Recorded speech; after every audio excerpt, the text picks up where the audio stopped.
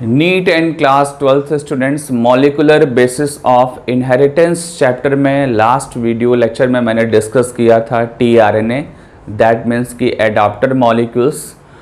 इस टॉपिक के बाद नेक्स्ट जो टॉपिक आज मैं डिस्कस करने जा रहा हूँ वो है ट्रांसलेशन। ठीक है, ट्रांसलेशन का आपको बेसिक आइडिया है, मैंने कई बार सेंट्रल डोग्मा टर्म आपके सामने डिस्कस किया था। सेंट्रल डोग्मा में आपने 3 इवेंट्स देखे थे। फर्स्ट इवेंट था replication, second event transcription and third जो इवेंट है वो है ट्रांसलेशन। तो ट्रांसलेशन आज हम डिस्कस करने वाले हैं। एक बार हम फ्लो चार्ट के फॉर्म में सेंट्रल डोग्मा को देखते हैं। सेंट्रल डोग्मा जब आप डिस्कस करते हैं तो हमेशा की तरह फर्स्ट जो स्टेप होता है वो होता है डीएनए से डीएनए का फॉर्मेशन, दैट मीन्स कि रेप्लिकेशन। ठीक है, रेप्लिकेशन से क्या होता है, डीएनए से डीएनए का फॉर्मेशन होता है। देन डीएनए से एमआरएनए का फॉर्मेशन होता है, और डीएनए से एमआरएनए या कोई भी आरएनए अगर फॉर्म हो रहा है तो उस प्रोसेस को बोलते हैं ट्रांसक्रिप्शन। ठीक है, एक चीज़ ध्यान देना आप लोग कि डीएनए से कोई भी आरएनए बनेगा, एमआरएनए, राइबोसोमल आरएनए, कोई भी आरएनए बनेगा, वो प्रोसेस का जो नाम होगा वो होगा ट्रांसक्रिप्शन। ठीक है, डीएनए से कोई भी आरएनए जब फॉर्म होगा तो वो प्रोसेस का नाम क्या हो जाएगा, ट्रांसक्रिप्शन।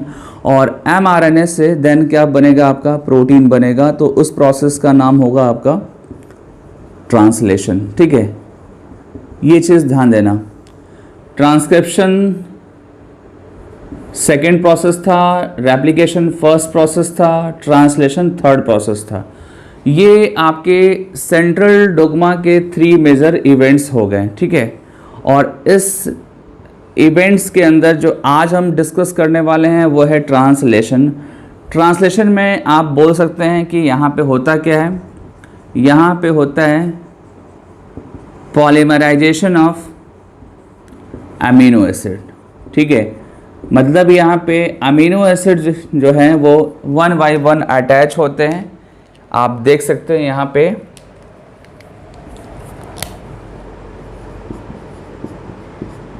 अमीनो एसिड्स यहाँ पे अटैच हो रहे हैं।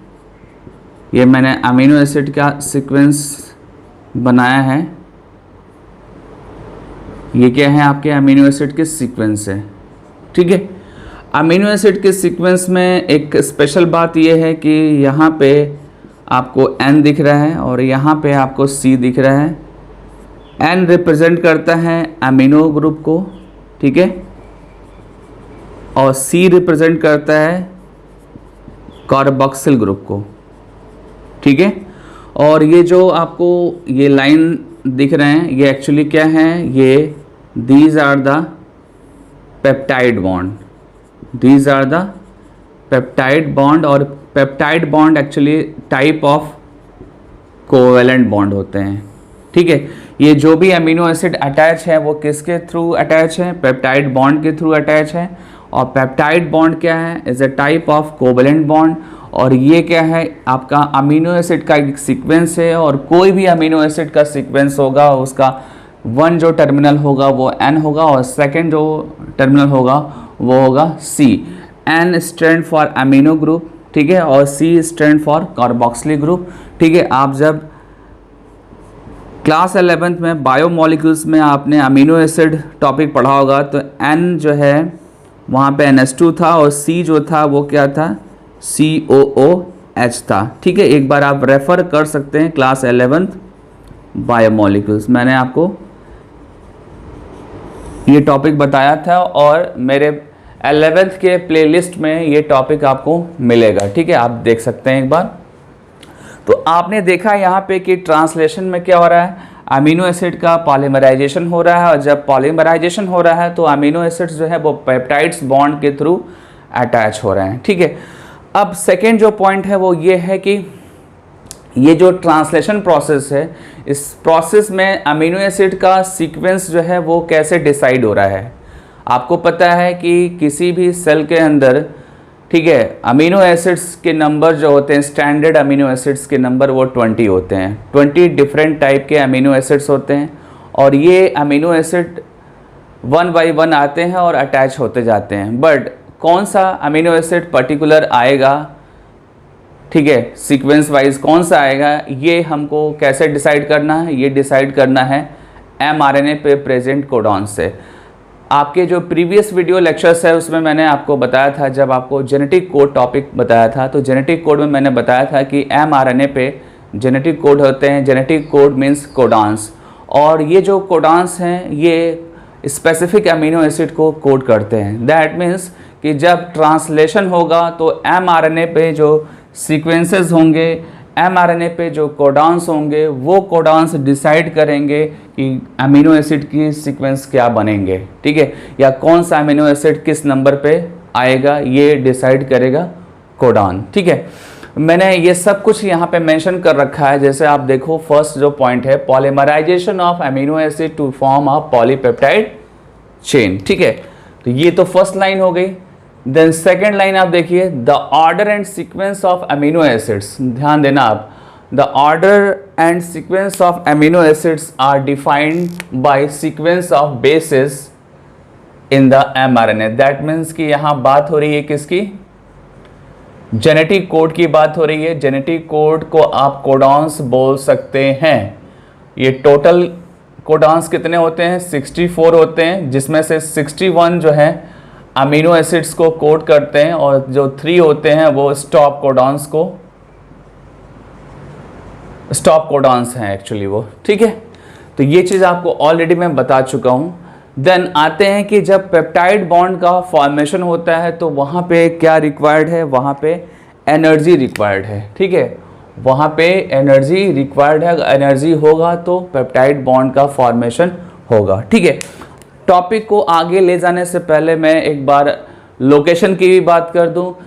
लोकेशन में किसकी बात कर रहा हूं, मैं बात कर रहा हूं ट्रांसलेशन की। ट्रांसलेशन जो है प्रोकैरियोट्स में साइटोसॉल में होगा और यूकैरियोट्स में भी साइटोसॉल में होगा, ठीक है। यूकैरियोट्स में थोड़ा डिटेल करना होता है, बिकॉज यूकैरियोट्स में रफ एंडोप्लाज्मिक रेटिकुलम के सरफेस पे ट्रांसलेशन प्रोसेस होता है, और वहीं पे राइबोसोम्स, mRNA और अमीनो एसिड, देन tRNA, ठीक है, ये सब कुछ वहीं पे जब इन्वॉल्व होते हैं डिफरेंट मैनर में, अलग अलग स्टेप में, देन फाइनली क्या बनता है, प्रोटीन बनता है, और इस प्रोसेस को आप ट्रांसलेशन बोलते हैं। और ये मैं जो बता रहा हूँ मैं यूकैरियोट्स के अकॉर्डिंग बता रहा हूँ। रफ एंडोप्लाज्मिक रेटिकुलम या कोई भी सेल ऑर्गेनल्स है, आपको पता है कि membranous cell organelles only found in eukaryotic cells, ठीक है। तो यूकैरियोटिक सेल्स में प्रोटीन की सिंथेसिस एंडोप्लाज्मिक रेटिकुलम के सरफेस पे होगा, और वहीं पे mRNA, ribosomes, tRNA, amino acids जब इन्वॉल्व होते हैं तो प्रोटीन की सिंथेसिस होगी, ठीक है। वेयर एज इन प्रोकैरियोट्स, तो प्रोकैरियोट्स में ऐसा कुछ भी नहीं है। प्रोकैरियोट्स में सिंपली साइटोप्लाज्म आपको आंसर देना है, साइटोप्लाज्म भी बोल सकते हैं और साइटोसॉल भी बोल सकते हैं आंसर में। आंसर में किसकी बात कर रहा हूँ, लोकेशन की बात कर रहा हूँ, और वहाँ पे भी राइबोसोम्स इन्वॉल्व होगा, mRNA इन्वॉल्व होंगे, tRNA इन्वॉल्व होंगे, ठीक है। तो ये सारी चीज़ें वैसे ही होंगी, लेकिन थोड़ा सा हमको यूकैरियोट्स में रफ एंडोप्लाज्मिक रेटिकुलम का नेम लेना होता है जब आप लोकेशंस बताते हैं, ठीक है। एक और पॉइंट है कि जब ट्रांसलेशन स्टार्ट होता है तो ट्रांसलेशन में आपको tRNA की रिक्वायरमेंट्स होती है। tRNA प्रोकैरियोट्स में अमीनो एसिड से ज़्यादा होने चाहिए, इवन यूकैरियोट्स में भी ज़्यादा होना चाहिए। प्रोकैरियोट्स में जो tRNA होते हैं वो 30 to 40 tRNA होते हैं, और ये 30 to 40 tRNA जो है 20 अमीनो एसिड्स को कैरी करते हैं, एडॉप्ट करते हैं, ठीक है। Whereas in eukaryote, that means कि मैं बात कर रहा हूँ प्लांट एंड एनिमल्स की। प्लांट और एनिमल्स में tRNA के नंबर जो हैं वो 50 होते हैं, और ये जो 50 tRNA हैं ये भी 20 अमीनो एसिड्स को कोड करते हैं, ठीक है। तो ये मैंने आपको बताया tRNA के बारे में, और इसके पहले मैंने बताया था लोकेशन के बारे में। अब हम चलते हैं एक्चुअल ट्रांसलेशन प्रोसेस पे, ठीक है। ट्रांसलेशन प्रोसेस में मैंने आपको बताया था कि ये प्रोसेस में क्या होता है, पॉलीपेप्टाइड चेन बनती है। पॉलीपेप्टाइड चेन में अमीनो एसिड के सीक्वेंस होते हैं एक पर्टिकुलर ऑर्डर में, और ये सीक्वेंस डिसाइड कौन करता है, mRNA पे प्रेजेंट कोडॉन्स डिसाइड करते हैं। और कोडॉन्स की बात करें तो टोटल कोडॉन्स जो होते हैं 4 टाइप के होते हैं, जिसमें 61 जो होते हैं वो अमीनो एसिड्स को कोड करते हैं और 3 जो कोडॉन्स होते हैं वो स्टॉप कोडॉन्स होते हैं, जो कोई भी अमीनो एसिड को कोड नहीं करेंगे। ठीक है, तो ये सारी बातें मैंने बता दिया। अब हम बात कर रहे हैं पेप्टाइड बॉन्ड की। पेप्टाइड बॉन्ड जो है वो तब इन्वॉल्व होता है जब एटलीस्ट 2 अमीनो एसिड हो। जब 2 अमीनो एसिड अटैच होते हैं तो वहाँ पे पेप्टाइड बॉन्ड की रिक्वायरमेंट्स होती है। ठीक है, पेप्टाइड बॉन्ड्स को रिक्वायर्ड क्या है, एनर्जी की रिक्वायरमेंट है। ये लाइन एनसीईआरटी की है, इसको एज इट इज़ आप लर्न करेंगे। ठीक है, देन अब हम डिस्कस करेंगे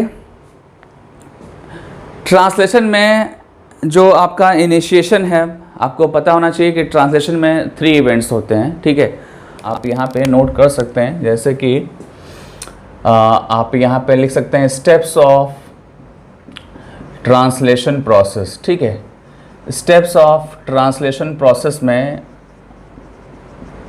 फर्स्ट जो स्टेप होता है वो होता है आपका इनिशिएशन होता है।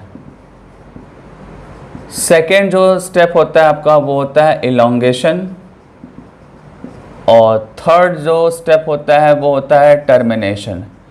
ठीक है, तो ये मेजर ये इवेंट हैं ट्रांसलेशन के, जिसमें फर्स्ट है initiation, second elongation, third and last termination. ठीक है, इस इवेंट से पहले एक और इवेंट होता है that is called activation of amino acids. ये थोड़ा सा आपको ध्यान देना होगा। Activation of amino acids, activation of amino acids में एक्चुअली आपको डिस्कस क्या करना है, आपको डिस्कस करना है charging of tRNA, charging of tRNA,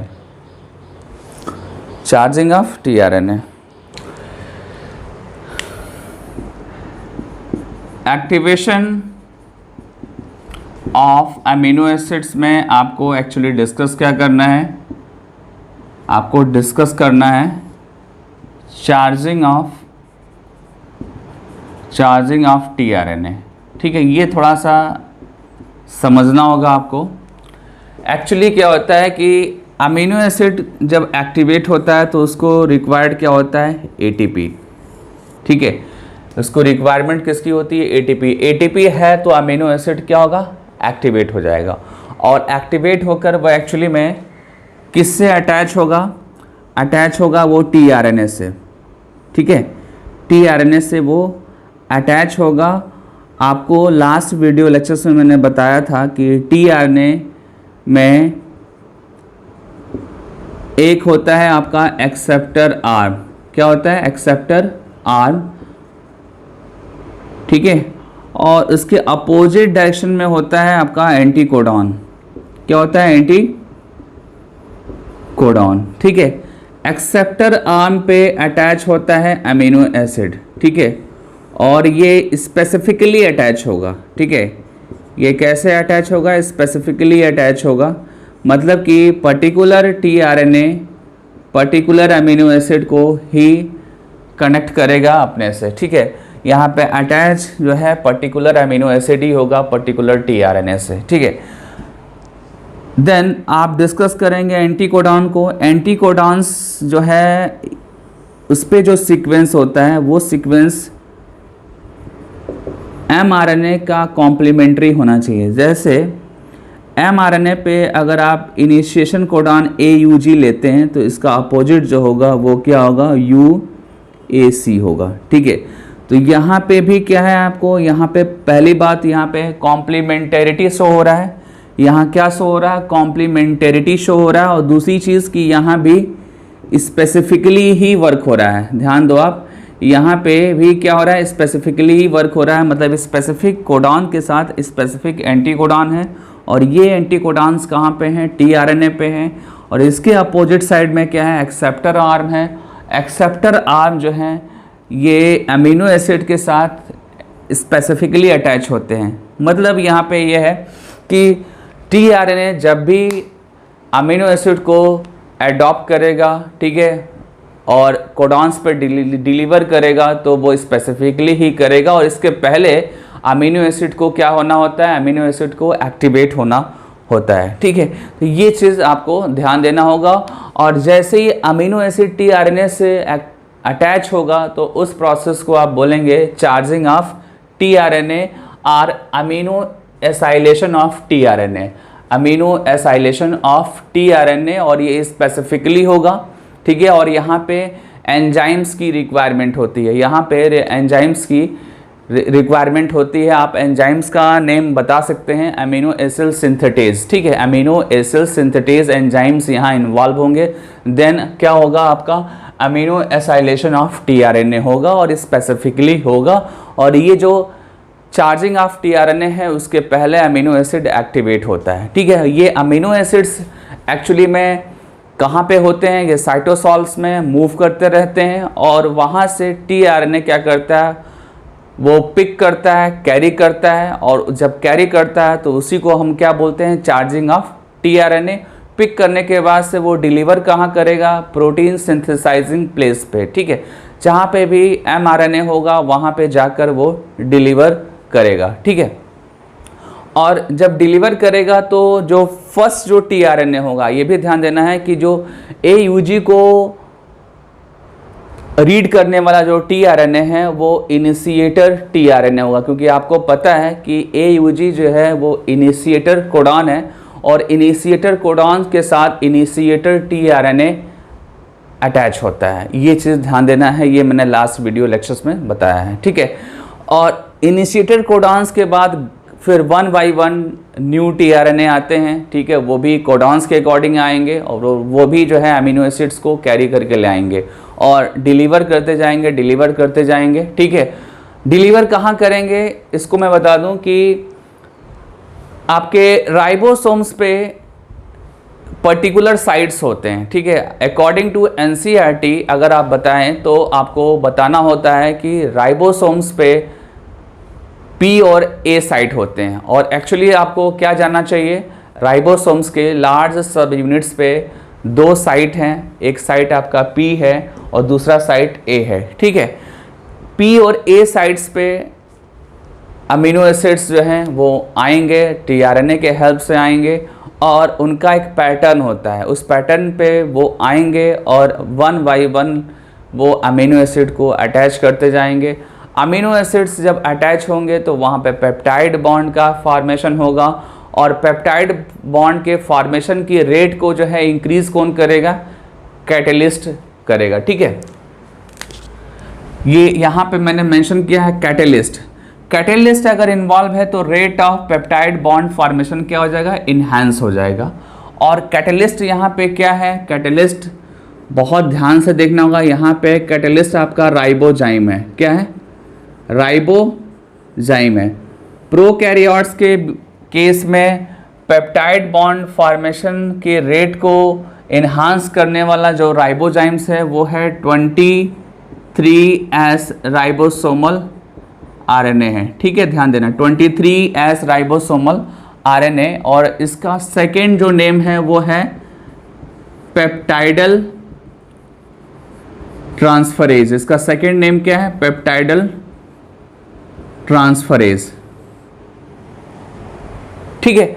ये ओनली प्रोकैरियोट्स में अप्लाई होगा। जब आप यूकैरियोट्स में डिस्कस करेंगे तो वहां पे हो जाएगा आपका 28S राइबोसोमल आरएनए, ठीक है।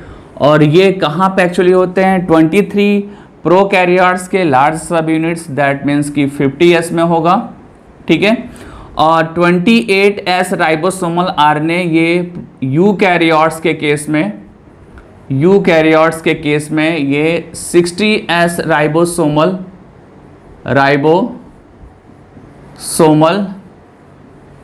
सब यूनिट्स में होगा, ठीक है, सब यूनिट पे होगा ये। तो ये तो rate of peptide bond formation enhance करने की बात हो गई। अब हम डिस्कस करेंगे राइबोसोम्स के बारे में। राइबोसोम्स के जो सब यूनिट्स हैं वो कैसे ट्रांसलेशन प्रोसेस में इन्वॉल्व हो रहे हैं, ठीक है। आपको मैंने क्लास 11th में बताया था, जब मैं आपको यूनिट ऑफ लाइफ चैप्टर पढ़ाया था आपको, तो वहाँ पे मैंने बताया कि राइबोसोम्स जो हैं वो क्या हैं, प्रोटीन सिंथेसाइजिंग मशीनरी हैं। ये प्रोटीन की फैक्ट्री है, ठीक है, ये प्रोटीन की फैक्ट्री है और यहाँ पे प्रोटीन की सिंथेसिस होती है, ठीक है। कैसे होता है इसको समझते हैं। राइबोसोम्स जो होते हैं उनके अंदर दो सब यूनिट है, लार्ज और स्मॉल सब यूनिट्स। और आपको पता है कि लार्ज और स्मॉल सब यूनिट्स जो है वो मैग्नीशियम आयन के प्रेजेंस में एसोसिएट और डिसोसिएट होते हैं। ठीक है, ड्यूरिंग ट्रांसलेशन प्रोसेस सबसे पहले क्या आएगा, आपका स्मॉल सब यूनिट आएगा। ये जो आप देख रहे हो ये क्या है, आपका स्मॉल सब यूनिट है। ये क्या है, स्मॉल सब यूनिट है। और यही सब यूनिट सबसे पहले इन्वॉल्व होता है ट्रांसलेशन में। ठीक है, और जब ये इन्वॉल्व होता है तो इससे अटैच क्या होता है, इससे अटैच होता है mRNA। और mRNA के साथ जब इसकी बाइंडिंग हो जाती है तो बनता क्या है, 30S इनिशिएशन कॉम्प्लेक्स बनता है। क्या बनता है, 30S इनिशिएशन कॉम्प्लेक्स। और यहाँ पे आपको कुछ इनिशिएशन फैक्टर भी आपको दिखेंगे। ठीक है, एनसीईआरटी में डिस्कस नहीं है तो मैं भी डिस्कस नहीं करूँगा, बट आपको ये जानना चाहिए कि जब 30S इनिशिएशन कॉम्प्लेक्स बनेगा तो वहाँ पे आरएनए भी होगा, राइबोसोमल सब यूनिट्स 30S होगा और कुछ इनिशिएशन फैक्टर आपको मिलेंगे। ठीक है, जब यहाँ पे राइबोसोमल सब यूनिट्स mRNA से अटैच होता है तो वहाँ पे एक चीज़ ध्यान देने वाली होती है कि स्मॉल सब यूनिट्स के अंदर 16S राइबोसोमल आरएनए होता है, 16S राइबोसोमल आरएनए। और ये इंटरैक्ट करता है किससे, ये इंटरैक्ट करता है mRNA से। mRNA पे एक पर्टिकुलर सीक्वेंस होता है जिसको बोलते हैं Shine Dalgarno sequence, Shine Dalgarno sequence, SD sequence इसको बोलते हैं, SD सीक्वेंस बोल सकते हैं, साइनो डालगिर्नो सीक्वेंस। ठीक है, इस सीक्वेंस के जस्ट सामने क्या मिलेगा आपको, 16S राइबोसोमल सब यूनिट्स। इसके साथ इसकी बॉन्डिंग होती है, हाइड्रोजन बॉन्डिंग होती है। ठीक है, और एक्चुअली ये जो सीक्वेंस मैंने यहाँ पे मेंशन कर रखा है साइनो डालगिर्नो सीक्वेंस, ये क्या है, कंजर्व सीक्वेंस है। ये क्या है, कंजर्व सीक्वेंस है। और ये बताते हैं कि यहीं से क्या होगा, यहीं से कोडिंग स्टार्ट होगा, अमीनो एसिड की सिंथेसिस स्टार्ट होगी। दैट मीन्स कि पॉलीपेप्टाइड चेन का फॉर्मेशन साइनो डालगिर्नो सीक्वेंस के जस्ट बाद स्टार्ट होगा, क्योंकि उसके जस्ट बाद आपको क्या दिख रहा है, AUG इनिशिएशन कोडॉन दिख रहा है। AUG initiation codon Shine Dalgarno sequence के जस्ट बाद में होगा और वहीं से आपका अमीनो एसिड का कोडिंग स्टार्ट हो जाएगा tRNA के हेल्प से। ठीक है, तो यहीं पे आपका tRNA आएगा। और tRNA जब आएगा तो ये हमको पता नहीं होता है कि वो P साइड पे आएगा या A साइड पे आएगा। आपको अभी जस्ट मैंने बताया कि राइबोसोम्स पे क्या होते हैं, राइबोसोम्स पे साइट्स होते हैं, दो साइट होते हैं, P साइट होता है और A साइट होता है। P stand for peptidyl site and A stand for amino acyl site. ठीक है, ये दोनों साइट जो है ये tRNA के लिए होते हैं। और ये लेकिन हमको पता नहीं है कि जो पहला जो है फर्स्ट जो tRNA है वो P साइड पे जाएगा या A साइड पे जाएगा। लेकिन यूजुअली जब आप ट्रांसलेशन प्रोसेस का जब डायग्राम आप देखते हैं किसी भी बुक में तो स्टार्टिंग जो होती है वो P साइड से होती है। जो फर्स्ट tRNA है, इनिशिएटर tRNA, वो P साइड्स पे आते हैं। वहीं पे मैथ्योनिन को पहली बार लेके आते हैं और मैथ्योनिन देन शिफ्ट करके जाता है A साइड पे। ठीक है, यहाँ पे सपोज दैट tRNA आया मैथ्योनिन के साथ और वो शिफ्ट कर गया यहाँ पे। ठीक है, कुछ टाइम के बाद वो शिफ्ट कर गया A साइड पे, P से A साइड की तरफ शिफ्ट किया। तो वहाँ पे आपको ध्यान देना होगा कि वहाँ पे शिफ्टिंग क्यों रही है, क्योंकि नेक्स्ट tRNA आने वाला है। Next tRNA next amino acid को लेके आएगा और यहाँ पे जो सेकेंड वाला होगा दैट मीन्स कि नेक्स्ट वाला जो tRNA होगा वो फिर से P साइड पे बाइंड होगा। ठीक है, और देन tRNA अमीनो एसिड को डिलीवर करके और फिर वहाँ से क्या हो जाएगा, वो डिसोसिएट हो जाएगा, वहाँ से चला जाएगा। ठीक है, और अमीनो एसिड जो है वो प्रीवियस अमीनो एसिड्स के साथ पेप्टाइड बॉन्ड कर लेंगे। ठीक है, एक चीज़ तो क्लियर है यहाँ पे कि जब tRNA आएगा, सेकेंड थर्ड फोर्थ वाले जो भी tRNA हैं अमीनो एसिड्स को जब लेके आएंगे तो वो P साइड्स पे ही आएंगे। ठीक है, और फिर वो जब tRNA अमीनो एसिड को डिलीवर कर देंगे दैट मीन्स कि अनलोड कर देंगे। अनलोड और डिलीवर यहाँ पे सेम थिंग है। अनलोड जब हो जाएगा तो टीआरएनए प्रीवियस अमीनो एसिड के साथ पेप्टाइड बॉन्ड करेगा और देन टीआरएनए फ्री हो जाएगा, वो अब इम्पटी हो जाएगा। अब उसके एक्सेप्टर आर्म्स फ्री हो जाएंगे, ठीक है। एक्सेप्टर आर्म्स फ्री हो जाएंगे तो वो नेक्स्ट अमीनो एसिड को फिर से लेने जाएगा, ठीक है। और जो पहले लेके आया था अमीनो एसिड वो कहाँ चला गया, वो प्रीवियस अमीनो एसिड के साथ अटैच हो गया पेप्टाइड बॉन्ड के थ्रू, ठीक है। तो ये मैंने पी और ए साइट के बारे में बताया, कैसे ये पी और ए साइट इन्वॉल्व होते हैं, ठीक है। इस वीडियो के साथ मैं आपको एक डायग्राम दूंगा और उस डायग्राम को आपको देखना होगा।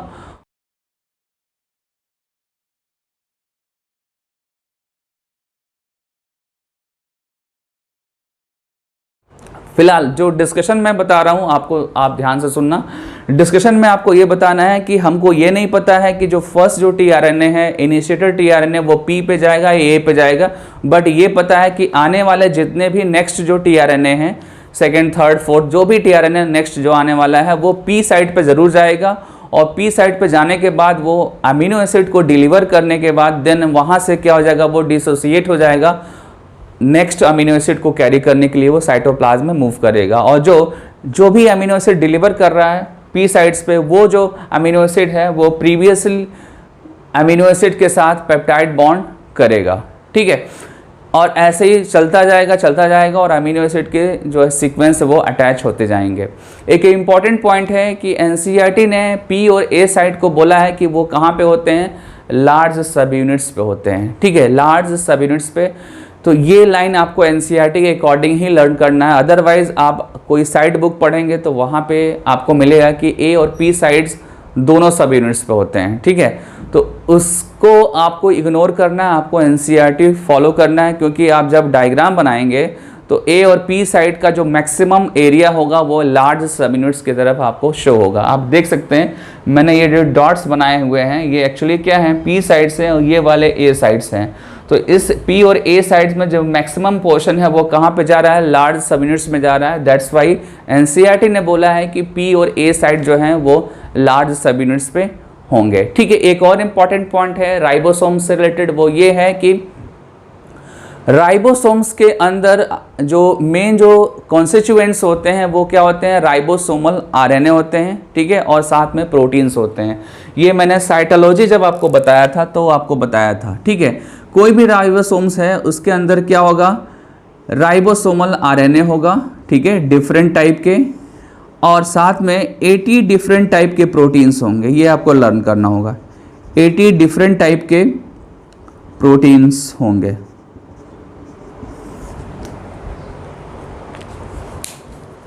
ठीक है। ये चीज़ ध्यान देना होगा। अब नेक्स्ट जो पॉइंट है वो है एमआरएनए से रिलेटेड। एमआरएनए में आपको ये बताना है कि एमआरएनए के इनिशिएशन कोडॉन से पहले जो है कुछ यूटीआर रीजन होते हैं, ध्यान देना, यूटीआर, ठीक है। एयूजी से जस्ट पहले क्या होगा, यूटीआर होगा, और यहाँ पे अगर स्टॉप कोडॉन से लाइक यूएजी है तो एयूजी के बाद भी क्या होगा, यूटीआर रीजन होगा, यूटीआर रीजन होगा, ठीक है। यूटीआर का मतलब होता है untranslated region, untranslated region, U for un, T for translated, R for region, ठीक है। और ये जो यूटीआर रीजन है ये बिफोर एयूजी मिलेगा और आफ्टर स्टॉप कोडॉन्स मिलेगा। ये चीज़ आपको लर्न करना होगा। ये आपका स्टेटमेंट बेस्ड जब क्वेश्चन आता है तो वहाँ पे आपको इससे रिलेटेड आपको या सेम स्टेटमेंट आपको मिलेगा, ठीक है ना।